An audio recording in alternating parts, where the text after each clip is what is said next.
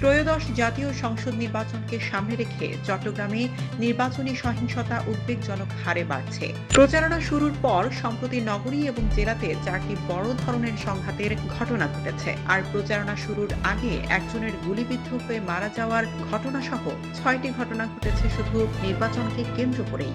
এসব ঘটনায় বিএনপি, জামায়াতে ইসলামী ও ইসলামিক ফ্রন্টের প্রার্থীরা একে অপরকে দোষারোপ করে সামাজিক যোগাযোগ মাধ্যম ফেসবুকে নানা ধরনের বার্তা দিচ্ছেন। এতে পরিস্থিতি আরও উত্তপ্ত হয়ে উঠেছে ভোটের মাঠে। স্থানীয় সূত্র জানায়, গত 22 জানুয়ারি চট্টগ্রাম 9 আসনে বৃহত্তর সুন্নি জোট সমর্থিত ইসলামিক ফ্রন্টের প্রার্থী মাওলানা মোহাম্মদ ওয়াহিদ মুরাদের ব্যক্তিগত গাড়িতে হামলা চালানো হয়। হামলায় গাড়ির সামনের কাচ ভেঙে যায়। 26 জানুয়ারি সন্ধ্যায় চট্টগ্রাম 8 আসনে বিএনপি প্রার্থী এরশাদ উল্লাহর নির্বাচনী সভায় ককটেল নিক্ষেপের ঘটনা ঘটে। পরদিন 27 জানুয়ারি চট্টগ্রাম 15 আসনে প্রচারণাকালে বিএনপির কর্মীদের ওপর হামলার অভিযোগ ওঠে। কেবল এসব ঘটনাই নয়, চট্টগ্রাম নগরের খুলশী এলাকায় চট্টগ্রাম 10 আসনে জামায়াতে ইসলামীর প্রার্থীর গণসংযোগেও হামলার ঘটনা ঘটেছে। পুলিশের পক্ষ থেকে জানানো হয়েছে, অধিকাংশ ঘটনায় এখনও লিখিত অভিযোগ পাওয়া যায়নি। মূলত দুই পক্ষের কর্মী সমর্থকদের পাল্টাপাল্টি স্লোগান থেকে উত্তেজনা ছড়াচ্ছে।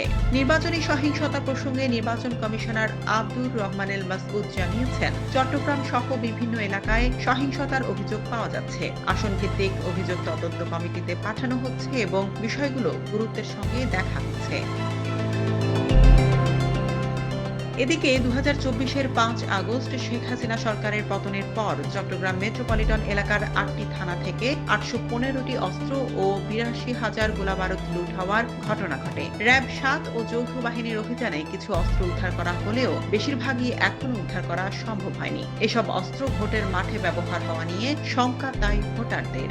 নির্বাচন মানেই উৎসব, ভয় নয়। কিন্তু নির্বাচনের আগেই সহিংসতা ও সংঘাতের ঘটনায় চট্টগ্রামের সাধারণ ভোটাররা উদ্বিগ্ন। তারা জানালেন, কোনো ধরনের ভয়ভীতি, হামলা বা সংঘর্ষ ছাড়াই সবাই যেন শান্তিপূর্ণভাবে ভোট দিতে পারেন। ভোট কেন্দ্রে যাওয়ার সময় ভোটারদের নিরাপত্তা নিশ্চিত করা রাষ্ট্রের দায়িত্ব।